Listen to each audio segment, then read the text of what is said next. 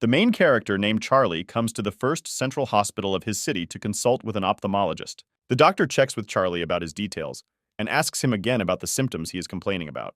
Charlie says that for some reason his eyes sometimes don't see very clearly. According to him, when looking at an object, he often sees a red stripe with numbers that hovers above it.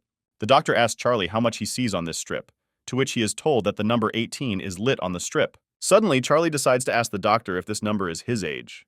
The doctor is a little perplexed by this question and mentally asks himself whether Charlie is in the wrong department. Charlie wonders if these numbers are an indicator of death and misses the question from the doctor. Charlie sincerely apologizes for this, saying that he was a little distracted by his thoughts. The doctor tells the main character that he should take this examination more seriously and suggests that he examine his eyes. During a standard eye exam, the doctor finds no abnormalities and concludes that Charlie's eyes look normal. Suddenly, a new attack hits Charlie and his eyes are covered with a red veil. He walks down the corridor and notices that each person has a stripe above their head, reflecting their life force. Charlie is glad that he can now see everything clearly enough and heads home. Charlie leaves First General Hospital, passing an advertisement for the Night Watch unit. This advertisement claims that in the 99th year of the cataclysm, a safe place has finally been created while others continue to retreat. Charlie doesn't pay much attention to the advertisement and is walking home when suddenly his shoelaces come undone. As he bends down to tie them, he suddenly realizes that his surroundings have changed. Looking up, Charlie sees his city in front of him, only distorted and shrouded in dark shadows. Suddenly, a woman rushes past him, apparently not even noticing his presence. She and several other fighters attack otherworldly creatures that live in this world. Charlie looks at the battle and notes that things here don't look so good for the people. Before his eyes appears an unknown creature, shaped like the sun, with exorbitant vital signs. However, large and luminous heavenly drops suddenly begin to fly from the sky. Drops fall on the forehead of the main character, illuminating him with a slight glow. A split second later, Charlie comes to his senses at a crosswalk in his city. Charlie recalls that in the 99th year of the cataclysm, the only reliable support for humanity remained the army of the Night Watch. However, the main character is tormented by the question of whether his city is really safe or whether it is all an elaborate lie. A merchant approaches Charlie and offers him to buy medicine, assuring him that the quality is the same as the official one. Charlie is surprised that the dealer is selling drugs to someone when the city is full of monsters. After a few minutes of brisk trading, Charlie buys a bottle of divine oil and boards the bus. Charlie looks out the window, wondering if he's taken everything that's just happened too seriously. The announcer on the bus announces that the transport has arrived at the southern street, asking passengers to prepare to leave. Suddenly, the shadows thicken around Charlie again, and he returns to the gloomy world into which he found himself a few tens of minutes ago. Charlie shakes his head and looks around again, falling back into his world. Charlie is surprised that these strange visions visit him in such a short time. He decides that upon arriving home, he will need to take a good look around and goes home. Arriving home, Charlie decides to take a shower, after which he dries himself off with a towel and turns to the mirror. Charlie notices that there is a strange pattern in his chest that seems familiar to him. Charlie remembers that he was recently looking for his comic book in the library at night, which he had left there earlier. Due to his clumsiness, Charlie drops a book with a strange design on his head. From these memories, the pattern in his chest takes on life and begins to pulsate with energy. Charlie falls to the floor, clutching his chest, which begins to burn more and more. Taking the shower in his hands and pouring hot water over the area of the pattern, he manages to relieve the itching and pain, and he calms down. Charlie looks at himself in the mirror and notices that his life bar is now at its maximum. The main character is distracted from joy for himself by strange sounds behind him, which his writhing shadow begins to make. Suddenly, the shadow disappears, and Charlie begins to look for it in a panic, not understanding what is happening. Suddenly, the shadow returns to Charlie, and he calms down, saying that because of all the strange things, such events are no longer so surprising. After making sure that everything is in order, Charlie admits to himself that he is very tired and heads out of the bath. Opening the door of the room, Charlie comes face to face with a black silhouette resembling himself. After gawking at the mysterious creature, Charlie says that now miracles have definitely begun to happen in his life. The pattern on Charlie's chest begins to hurt again, and he grabs at it, trying to get his thoughts in order. Charlie is glad that his shadow has not disappeared, but the fact that it is now alive confuses him somewhat. After some time, Charlie, already dressed in his home clothes, orders the shadow to raise his hand, which it silently does. After trying a few simple commands, Charlie asks the shadow to perform some kind of dance, which also succeeds without the slightest problem. Charlie scratches his head and tries to figure out where this shadow even came from. However, his thoughts are interrupted by a light suddenly escaping from his chest, which flies into the center of the room. Wisp shows Charlie the data and characteristics of his shadow, providing the opportunity to enhance its skills. The light also gives the main character information that his shadow exists only thanks to Charlie, has all his memories and strength, and can also perform simple tasks, but does not have consciousness. Charlie decides to touch the shadow, and his hand passes through it, after which he realizes that the lack of consciousness deprives the shadow of the ability to speak. Charlie decides to check how similar memories he and the shadow have, and decides to delve into his notebooks. The main character takes out a sheet of paper with a math assignment on it. He extends his pen to the shadow and tells her to solve these equations. Shadow easily takes it in his hands and sits down at the table, starting to solve the problem. After a short time, the shadow writes on the sheet that the equation has been solved, without writing anything else. Charlie curses at the shadow, saying that it has all his memories, adding that he would have decided for himself in 2 minutes. He decides to pick up another task for the shadow and asks the shadow to draw a picture of a horse instead of equations. The shadow immediately gets to work, drawing the animal with incredible speed. While the shadow is busy drawing a horse, Charlie decides to look at the shadow's other abilities. Among the skills, he finds the shadow bite skill, which allows him to absorb shadows, strengthening himself and his shadow. After looking around, Charlie decides to go to the corner of his room and try to touch the shadow. Despite all the mental and physical effort Charlie put in, nothing happened. After a couple of attempts, Charlie decides to return to the screen and reads the description of the shadow pupil skill, thanks to which the wearer can see the dark side of the world. Charlie suspects that this refers to the strange visions that came to his mind. The main character tells his shadow to stop drawing and do a couple of push-ups. The shadow gets up from the chair and, instead of following the order, begins to slowly merge with the floor. Despite Charlie's incomprehensible cries, his shadow sinks deeper and deeper until it finally disappears without a trace. Charlie looks around in shock, trying to figure out where his shadow went. He continues to turn his head around, demanding that the shadow immediately appear. After some time, a shadow funnel materializes in the air behind him. His shadow jumps out of it, as if from a portal, looking very pleased with itself. Charlie, however, is not very impressed with this spectacular appearance and asks her why she just ran away. Shadow takes a notepad and pen and writes about how she was on the dark side. When Charlie asks what she was doing there, the shadow writes that she was doing push-ups. Charlie suggests that shadow training works better on the dark side and asks her to continue.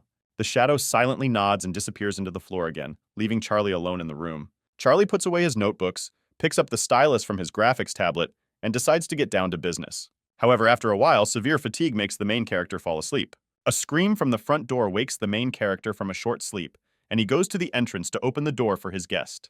His guest turns out to be his beloved childhood friend named Carol. Carol slips into the apartment, and Charlie asks her why she came so early. Carol asks Charlie what he did yesterday, adding that she didn't really understand him from the messages on his phone. Suddenly, the deafening sound of a door closing startles Carol, and she flinches violently. Carol yells at Charlie, telling him that he could have just told her that he didn't want to talk instead of slamming the door so loudly. However, if Carol was scared by such a loud sound, Charlie was incredibly surprised at how much power he suddenly had. Carol examines Charlie and sheepishly asks him if he's pumped up. However, she quickly concludes that Charlie would rather die than practice. Coming closer, she asks the main character what he did to himself. Charlie says that he only did a few exercises, mentally guessing that the results of the shadow training are reflected on him. Carol, not satisfied with Charlie's answers, lifts up his t-shirt and examines his abs. Carol calls Charlie a liar, saying that it's so good to get abs with just a few exercises. She reports that she saw her father doing some business and says that it is not too late to stop. Charlie brushes Carol off, saying that he doesn't do anything like that. Carol suddenly grabs Charlie's hand and pulls it behind his back, ignoring his protests. She puts a bracelet on his hand, saying that it is a device for determining the pollution index. Carol explains that murder, foreign objects, and insults are part of the pollution. Charlie notes that his ability came from a strange book that was stuck in his chest, and wonders if it could be of use to him. Suddenly, dark energy begins to pulse in his chest, and Charlie begins to fear that the device will detect it. He notices that Carol has pulled out a gun and begins to fear that she is going to kill him. However, the device signals that no contamination has been detected, and Carol calmly continues to twirl the gun in her hands. Carol explains her behavior by saying that her father taught her to be careful in everything. Charlie decides to change the subject, and says that he recently made some drawings, inviting Carol to look at them. The protagonist's friend sincerely agrees and asks to show her the drawings as soon as possible. After a while, Charlie lies on the bed and admits that the situation was very close to critical. Charlie watches his shadow's progress and notices that its strength and shadow skills are growing rapidly. The main character understands that his shadow spent the whole night training hard. Charlie decides to summon the shadow to thank her for her hard work, as a result of which he became much stronger. Charlie adds that for further progress, you can increase the difficulty, to which the shadow responds with tacit consent. The shadow begins to train hard, performing exercises that are impossible in terms of difficulty. Charlie decides not to stop there and throws up more and more new challenges. Carol comes to the door of Charlie's room and hears his motivational speech. Assuming that Charlie is talking to himself during training, she mentally tells herself that she was worrying about him for nothing. Charlie walks down the street the next day, noting that he continues to get stronger without experiencing any pain. The next day, Charlie gave the shadow much more results, and the results were not long in coming. On this day, Uncle Lee, who was left without an arm during one of his military operations, came to visit him. Charlie hopes that through hard training he can become as strong as all his uncles. After several days of procrastination, Charlie finally decides to train himself and does 10 push-ups.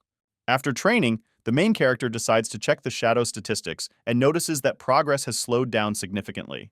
Based on the current progress, gaining the required number of points for evolution will be extremely difficult. Charlie suggests that to improve his progress, he may need to move into the dark world, and plunges into darkness. A few seconds later, Charlie materializes in his own room, shrouded in a dark aura. Once outside, Charlie decides to walk through the dark world, trying to scout out the situation. Charlie notes that you can only get to the dark side by leaving the real world. Walking through a dark space, Charlie analyzes his surroundings and comes to the conclusion that the dark world looks very similar to the real one. Charlie loses his vigilance and does not notice that the dark whispers around him are thickening more and more, forming into something sinister. Charlie finally hears that there is someone behind him and turns around, assuming that his shadow has come out to meet him. However, turning around, Charlie is met only by a huge mouth with a row of razor-sharp teeth. The shadow monster raises its scythe weapon and prepares to strike. Charlie manages to react and quickly dodges the attack, jumping to the side. Continuing to dodge the monster's attacks, Charlie activates the shadow's pupil and opens a portal to the real world. At the last second before impact, Charlie dives into a shadow portal and disappears into the shadows. Once in the real world, Charlie crashes to the floor, hitting his face on it. The main character admits that he was very scared and wonders what it was. Charlie is glad that the shadow exercises have made him much more mobile, but decides to take revenge on the offender by taking a chair. However, subsequent rematches against the shadow monster are not successful. In one of the fights, he was injured, only miraculously avoiding broken bones. While escaping, Charlie receives a cut wound in the buttocks, which, however, does not prevent him from successfully retreating. After some time, Carol comes to him and helps him regain his strength by treating his wounds. Charlie states that scars adorn a man, to which Carol sarcastically asks whether scars on the buttocks are decoration. Carol argues that if Charlie is in pain now, it means his body will soon get stronger. Charlie asks Carol what her plans are for the rest of the month. Carol doesn't understand what Charlie means by the last month and asks him what he means. Charlie reminds her friend that this is a martial arts exam. Charlie recalls that during the disaster, most industries became less popular, including the cultural and arts industries. Charlie adds that the battles that occupy people's hearts now come first. To become part of the Night Watch, you need to pass a martial arts exam established at the state level. After some thought, Carol admits that she doesn't really want to take this exam. With some hesitation, Carol adds that what she most wants to do is make music. Charlie says that if that's what Carol wants, then he doesn't see any problem, but her father might not approve. Carol expresses confidence that her father will disagree with her wishes. She adds that anyone can now apply to take the martial arts exam. Charlie asks Carol why she is so hesitant, adding that she will definitely pass this exam if she wants. Carol says that the pressure on the Night Watch is constantly increasing, so almost everyone is taken there. Charlie thinks about the exam, telling himself that he will definitely fail it if there are tests with firearms. An additional frightening factor for Charlie is the possibility of going to some kind of correctional camp if he fails. Charlie asks Carol if he can use her detector, to which Carol asks him in surprise about the reasons why Charlie would need such a thing. Carol adds that her detector is only needed to detect others, and in Charlie's case, it would be better for him to run away and call the Night Watch and wait for rescue. Carol wonders if Charlie's interest is related to his possible plans to take a martial arts exam. Having received an affirmative answer, Carol quickly runs up to Charlie and asks him about the seriousness of his intentions, to which Charlie fussily replies that he also plans to create several comics about the different and special. By randomly blurting out the first thing that came into his head, Charlie arouses Carol's strong interest in comics, so she begins to press him for details. Charlie says that his original idea was to create a story about a skinny guy named Abin who was constantly bullied on campus, but he didn't hold a grudge and had a kind heart. Abin has amazing willpower and is transformed beyond recognition after receiving the super soldier injection. The Night Watch units did not plan to send him to the battlefield, but instead sent him to various events so that he could meet people from high society. Charlie ends the story at the most interesting point, saying that all this happened until the powerful others invaded the city. After some time, Carol brings Charlie to her home, asking him to settle down. Carol asks Charlie to stay here while she goes to her father's room. Charlie discovers a romantic manga about sibling love on Carol's bed and asks her if she likes the genre. Carol is embarrassed and quickly snatches the manga from Charlie's hands, clumsily making an excuse by saying that it is her friend's book, which she has not read. Carol orders Charlie to sit still and not touch her things, then leaves the room. Charlie smiles, sitting on the chair, and mentally reflects on the fact that Carol has remained the same and has never learned to defend herself. He turns his attention to the guitar. noting that Carol has liked music since childhood, remembering how she used to pester him. Charlie turns on the tape recorder and remembers how Carol spent a lot of time next to him as a child. Unbeknownst to Charlie, Carol returns to the room and asks him about when he started liking music, adding that he used to hate it. After these words, Carol throws virtual reality glasses to Charlie, saying that everything he needs is here. Charlie puts on his glasses and then falls into a bottomless virtual space. Floating in the air, Charlie is surprised to find himself in a virtual version of Shenzhou. According to his recollections, this space was considered the primary source of the cataclysm in which the first others appeared. Charlie notices that some of the monsters were strikingly similar to those he observed in the hospital. Charlie reasons that between our world and Shenzhou's world there is a space called the Dark World. Based on what Charlie read earlier, the shadow layer is reset every 3 months, redisplaying the current picture of the world. It is during this period that others penetrate into our world, and since the layer of shadows significantly weakens the world's defenses, people below rank 4 are better off not going out at such moments. Also in the shadow layer, there are many different types of pollution, prolonged contact with which increases the risk of becoming different. Carried away by his research, Charlie does not notice how a huge other appears behind him. However, fortunately for him, a powerful beam of light falls on the monster, dissolving it in a second. Charlie notices that his savior was a humanoid creature which he easily recognizes as the Special One. Charlie notes that the Special Ones look incredibly cool, hoping to one day be the same. Thinking, Charlie understands that the Special is someone else with the body of a person who controls his power, but because of it, he dies. The main character remembers that special people constantly struggle with pollution and alienation, and after their death, there is a high probability of becoming different. That is why, from Charlie's point of view, when specials feel death, they try to deplete themselves as much as possible so as not to turn into a powerful other. Charlie takes off his glasses, very pleased with the images shown. Carol asks Charlie about his impressions, to which he replies that such a large amount of information needs to be digested. Suddenly, Charlie asks Carol if she could stretch his neck, to which she only receives a disgruntled refusal. Charlie offers Carol 3 original paintings, the content of which she can choose herself. With some reluctance, Carol agrees and begins to stretch Happy Charlie's neck. Carol asks Charlie what's causing his neck pain, to which Charlie says it's because of the training.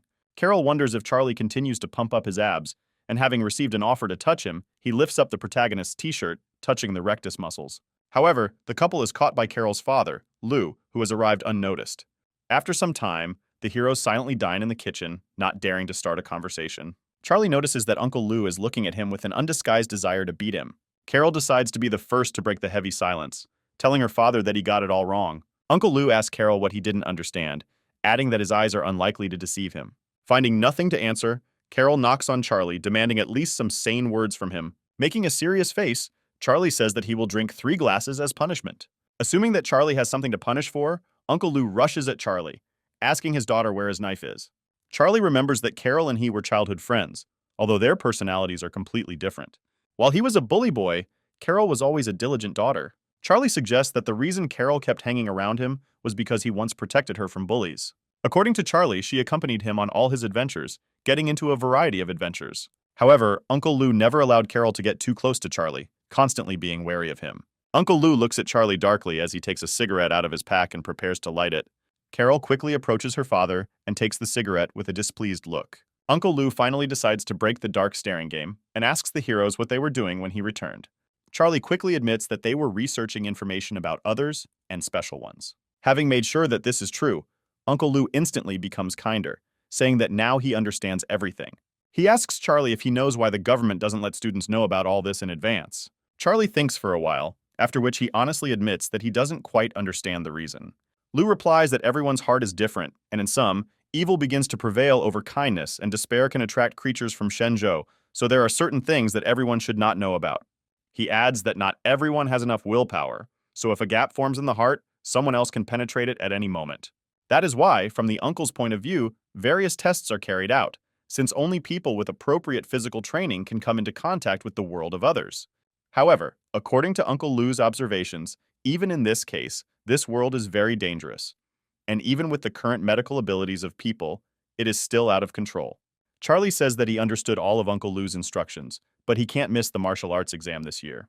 Charlie and Lou's conversation is interrupted by a phone call informing their uncle of an urgent mission concerning the shadow layer. Uncle Lou immediately announces that he is moving to the location, telling Charlie that he will take him on the night watch if he passes all his exams well. Charlie puts on a serious face again, answering that Uncle can be calm and adding that he and Carol will not do anything forbidden. Carol gets angry at Charlie's jokes and stretches his cheeks, screaming that they have never thought of anything like this before. After a while, Charlie goes to the store, summing up the results of his visit to Carol and admitting to himself that he did not learn much new. Walking around the store, Charlie mentally complains that the information he needs will most likely remain classified. Charlie wanders around the store for a while when he suddenly hears his phone ringing. Carol calls Charlie and asks him to buy eggs and a carton of milk, trying to ask him to buy something else, but quickly changes her mind, and without finishing, asks him to forget about it and hangs up. Charlie realizes that she tried to ask him to buy several packs of pads, but was embarrassed and decides to buy them for her anyway. The main character returns home, noting that there is a month left before graduation, upset that the effect of training has begun to wane. Charlie comes to the conclusion that real shadows will have to be added to the training. Charlie watches the moon and feels as if something terrible is about to happen. However, Charlie decides that he hasn't been imagining too much and decides to stretch himself a little. After looking around and making sure that no one is nearby, Charlie opens a portal to the shadow world. Once inside, Charlie immediately hears some strange sounds and notices an approaching strip of life in the distance. A very wounded man appears in front of him and slowly approaches him. Charlie recognizes the exhausted man as a neighbor in the building and asks him why he is there.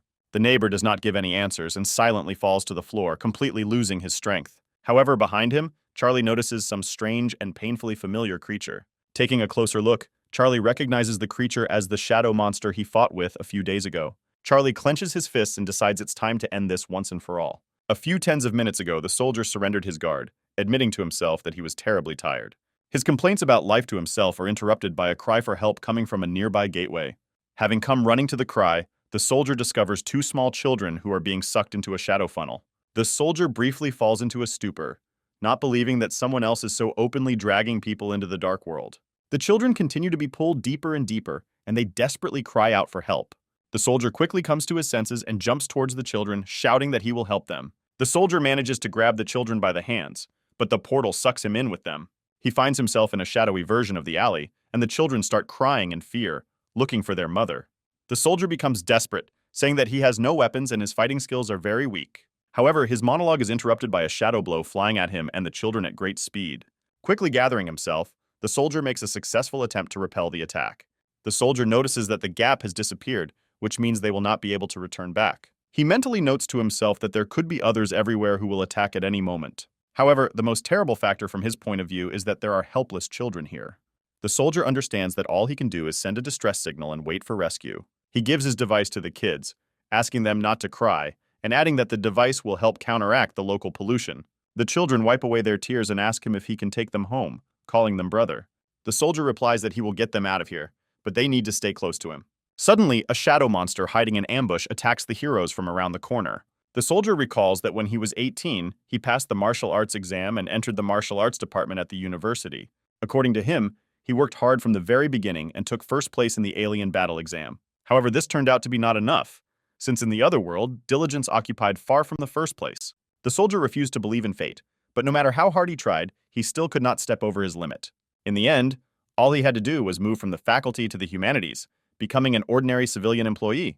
Returning to the present, the soldier analyzes the shadow, concluding that it has a half-human form and believes it to be of an average level. The shadow rushes to attack, but the soldier manages to dodge and immediately hit it in the side. Having delivered several successful blows to the soldiers, he rejoices, saying that the previously familiar feeling has finally returned. However, because of this, he loses his vigilance and the shadow manages to grab him, pushing him forcefully into the wall. The soldier swears that his body was slower than his mind and notes that he should be more calculating. The shadow continues to press the soldier, delivering dozens of blows, which he barely dodges. The soldier realizes that he won't be able to run forever, so he decides to take a risky step. The soldier flies into the air and uses shadow power, blinding the monster. However, very quickly this force begins to harm him, little by little polluting his soul. He understands that due to his low qualifications, he will not be able to use the powers of the shadow many times, but he does not have much choice. The shadow monster makes a swift dash and delivers a precise blow to the soldier's chest. The soldier flies back and quickly stands up, surprised at how quickly the monster has adapted to his fighting style. He notes that any student from the academy's combat department could cope with it, but for him, it is a great difficulty. However, from the soldier's point of view, he has no right to retreat, so he must bide his time until others pass. One of the attacks, the shadow monster manages to hit the soldier again, piercing his shoulder. Without wasting a second, the shadow monster immediately knocks the soldier to the ground to finish him off. From severe damage, the young fighter's eyes darken, and he asks himself whether he is dying. He recalls that at the age of 15, his family was killed by others, so at the age of 18, he decided to take a martial arts test. The shadow monster notices that the soldier is not moving and prepares a powerful finishing attack. Gathering all his will into a fist, the soldier understands that before death, he must give his best, imbuing himself with shadow power. He easily dodges the shadow's numerous strikes as he flies into the air. Taking advantage of the small window of opportunity, the soldier lands a precise kick to the creature's head, stunning it. While the monster is briefly immobilized, the soldier begins to unleash a hail of shadow attacks on the creature's body. However, each blow consumes more and more of the soldier's strength, which is why he begins to slowly weaken. Not having time to finish off the monster, the soldier freezes in place without strength, holding his heavy fist in the air. The shadow counterattacks, knocking the soldier off his feet and sending him flying. The soldier falls to the ground, admitting to himself that he cannot see anything and lamenting that his skills were not enough. The soldier is summing up his life when he suddenly hears some sounds not far from him. The source of the sounds is Charlie, who loudly asks what is going on here. The soldier tries to understand who is standing in front of him, turning over options in his head, but does not recognize Charlie as a member of the Night Watch. Charlie approaches the soldier and tells him to rest and rely on him. The soldier remembers that the exit from the dark side is tightly controlled, so that a random person cannot get here. However, the soldier's thoughts are interrupted by a shadow monster, which delivers a quick fist attack, throwing Charlie far away. He falls into incredible shock, realizing that Charlie is an incredible weakling. Not wanting to mess with Charlie, the shadow monster decides to finish off the soldier, swinging his arms for a quick attack. Luckily, the monster doesn't have time to strike as Charlie slaps him hard, interrupting the attack. Charlie looks at the monster with contempt, telling him to fight him. The monster turns on Charlie and launches a series of rapid attacks, which Charlie successfully avoids. Seizing the moment, he delivers a powerful blow with the bottle, breaking it and forming a rose out of it. The shadow monster attacks Charlie again, but he dodges, quickly moving behind him. Charlie pokes the monster's weak spot with the sharp glass, causing it to writhe in pain. Enraged, the monster begins to furiously attack Charlie, but he easily dodges each of them. Charlie lands several more blows with the broken bottle, forcing the shadow monster to retreat briefly. Charlie decides not to let the monster go, shouting that this time he will not lose and rushes to the attack. The shadow decides to take advantage of Charlie's carelessness and strikes the hero's unprotected body with his tail. After flying into the wall, Charlie scolds himself for his carelessness, telling himself that he shouldn't have attacked the same place. Charlie realizes that the monster cannot be allowed to attack the children, noting that if the monster could just escape, it would have already done so. The main character notes that the shadow has only 20% of its life force left, which means today he will complete the job. The soldier tells Charlie that the monster has a serious injury in its right rib and recommends attacking there. Taking the necessary information to heart, Charlie lunges at the shadow monster with a series of lunges. Charlie begins to distract the monster by quickly moving, after a certain number of attempts finding a suitable window for an attack. Hitting the weak spot takes away 2% of the shadow's health, and it screams loudly. The shadow takes off again, and Charlie assumes that it is going to run away. However, the shadow flies jerkily towards small children in order to devour them and get their blood for restoration. Having reached them, the shadow opens its huge mouth, into which there is some kind of black clot that resembles a tongue. A little boy hugs his girlfriend and looks with horror in his eyes at a row of sharp teeth. Charlie tries to thwart the monster's intentions, realizing that he will not have time to reach him, so he charges himself with energy, preparing to throw. A soda can thrown at a monster at great speed crashes into the monster's head, but he does not pay attention to it. However, at the very last moment, the soldier gathers his remaining strength and delivers a powerful kick to the monster's body. From such a blow, the soldier's vital signs drop by another 3%, and he begins to cough. The shadow becomes furious and decides to eat the weakened soldier instead of the children. However, Charlie manages to reach the monster in time and grabs its face, preventing it from biting either itself or the soldier. Charlie screams at the monster, telling it to die, and sinks his teeth into it forcefully. Continuing to hold the monster in his grip, Charlie knocks him to the ground, striking him. Having gained an advantage over the enemy, Charlie begins to strike multiple blows at the monster. After inflicting enough damage, Charlie again commands the monster to die and delivers a powerful finishing attack. From a powerful blow, the monster shatters into pieces, filling the main character with strength. He barely gets to his feet and notices how objects around him begin to levitate. Charlie takes a deep breath, putting his hand to his forehead, and is glad that he finally got his revenge. However, he does not have time to enjoy the triumph, as his eyes begin to darken. Charlie has visions of himself standing at a collection point, surrounded by piles of corpses. Charlie recognizes the place and asks why it has changed so much. Suddenly, dozens of shadow monsters materialize around Charles. Without giving the main character time to come to his senses, the monsters attack him and tear him apart. Charlie wakes up, barely opening his eyes and seeing a soldier in front of him who asks him if he is okay. Clearing his throat of the settling dust, Charlie says he's fine. The main character turns around on the head of another, noting that after killing the monster, his memories are cut off. He puts his finger to the head and uses the shadow pupil skill to absorb the essence of the monster. The soldier asks Charlie if he is listening to him, to which he replies that he can hear him. Charlie mentally notes that the soldier is in serious condition and has lost a lot of blood. The soldier invites Charlie to sit next to him against the wall, and they both sit down to rest.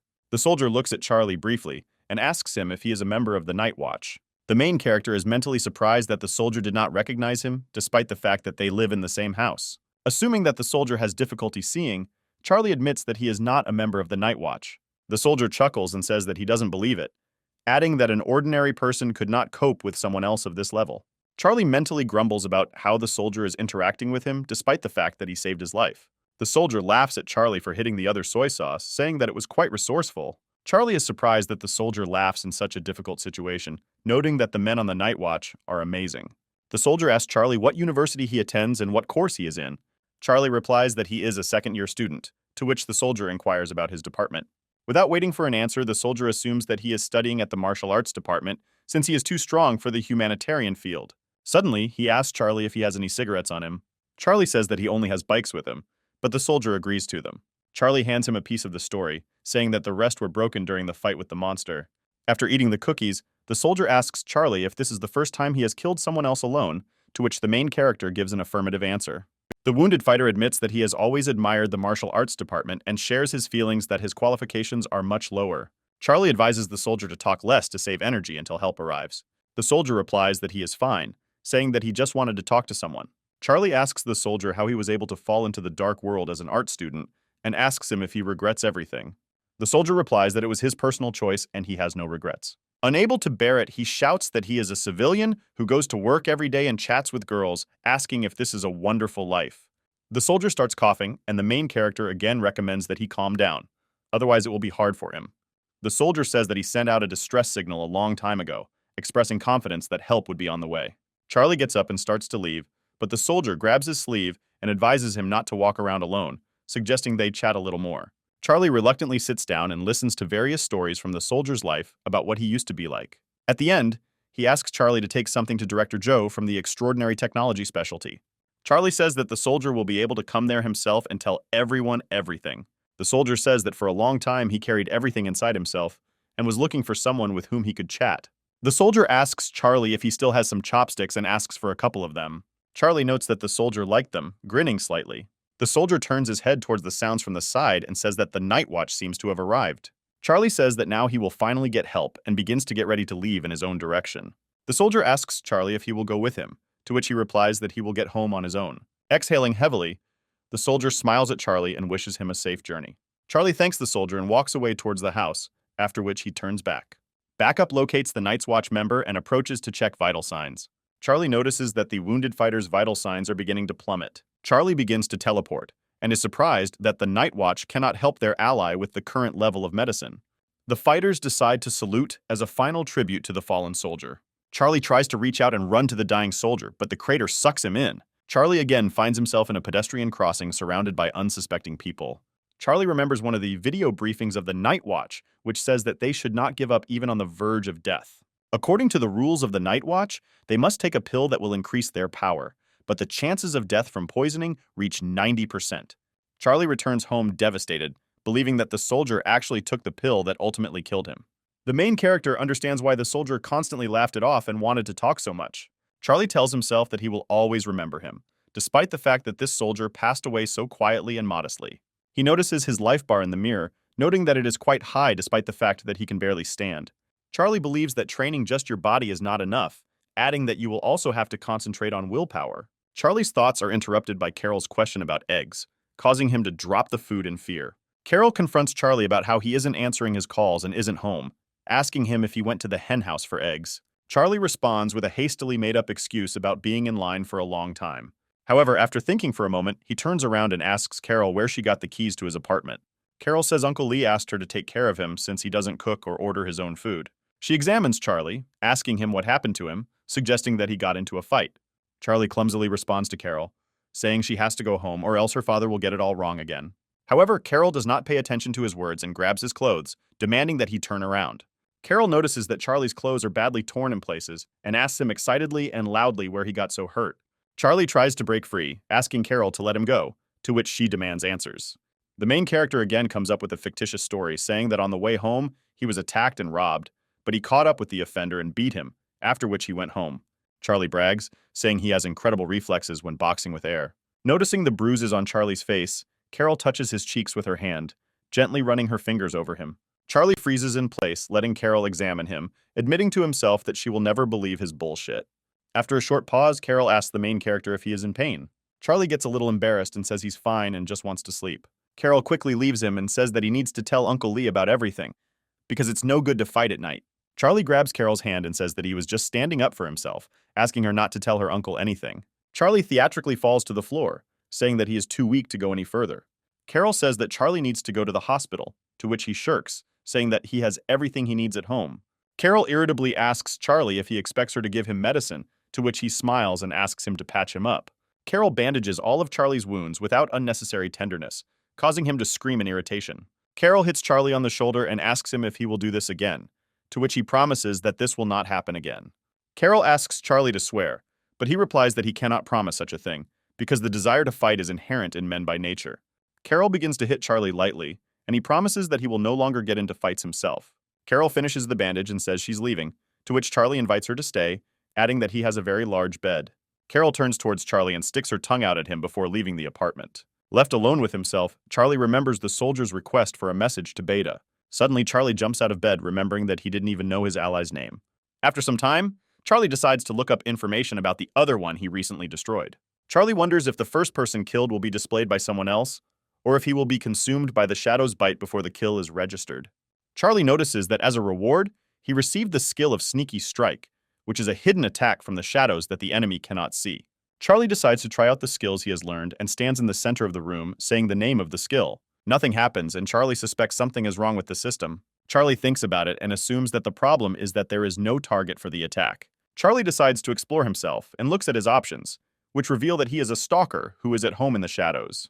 Charlie wonders why everything is written in such convoluted language, wondering what he should do if he is in the light. The system informs Charlie that his shadow has undergone dramatic changes, and now he can fully control it and merge with it. The system message says that when training in a new form, the effect of training will be significant, which delights the main character. Charlie is also informed that in case of serious injuries, his blood volume will be delayed, which will slow down his measurement. So Charlie says that it is better to die happy. Having finished learning the new features, Charlie decides to summon a shadow to test everything in practice. A few seconds later, the shadow crawls out of the floor and freezes, awaiting his commands. Charlie decides to try touching the shadow and sticks his finger out, slowly moving closer. Touching the shadow, he begins to slowly merge with it, watching as darkness envelops his skin. Having completely merged with the shadow, Charlie decides to test the capabilities of the new form. Charlie begins to rush around at breakneck speed, turning into a shapeless clot of shadow energy. After testing his speed, Charlie decides to train his strength and lifts his bed with ease. Delighted with his new powers, Charlie says out loud that he is now invincible. Charlie is pleased to note that the shape of the shadow is not striking, but it justifies itself perfectly. The system suggests that Charlie take the Stalker skill, warning that no one else has it, adding that this has its own risks.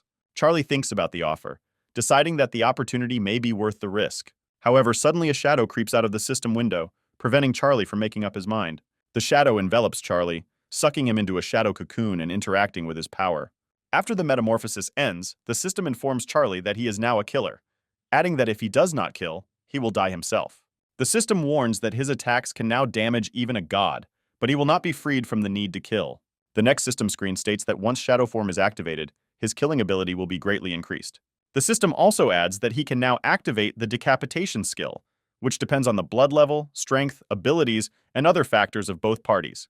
Charlie guesses that this is the skill that activated the last time he killed the shadow monster. The main character again rejoices at his newly acquired powers and hopes that he is now invincible. Charlie suddenly feels relieved and checks his wounds, noticing that he is completely healed.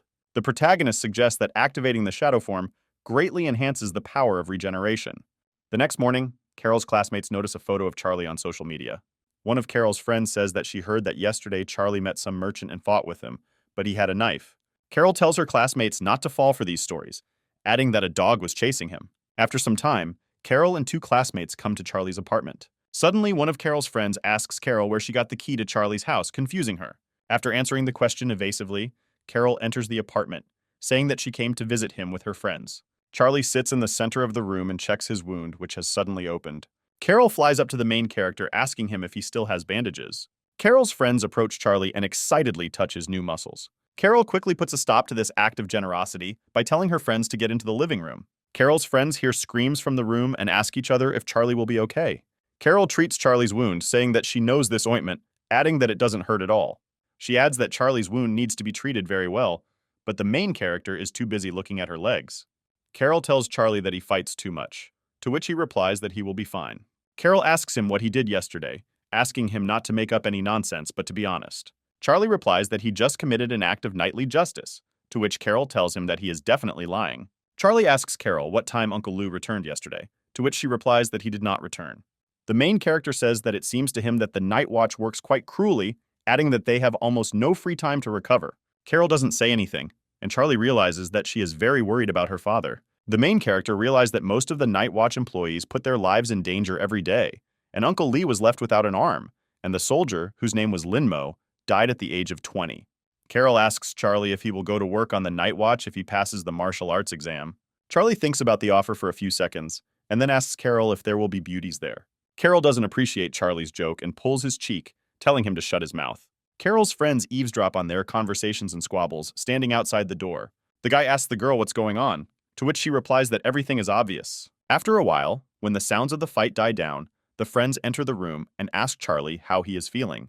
Charlie sits on the sofa, saying that he is fine and invites the guests to sit down. The guests sit down next to him, and Charlie begins to tell them a made-up story about his adventures. Carol tells Charlie that she is going to the store and takes his torn jacket, saying that she will throw it away.